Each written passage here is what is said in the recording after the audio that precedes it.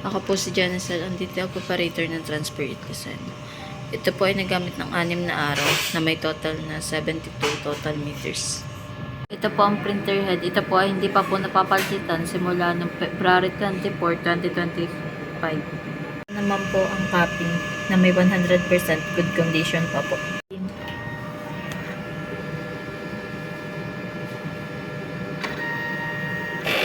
Punasan ng wiper after head.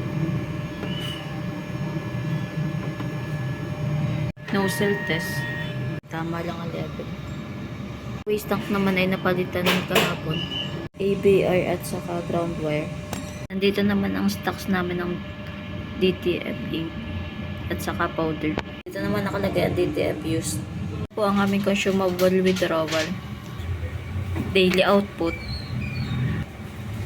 at physical inventory. Ito naman po ang daily maintenance checklist. Thank you po.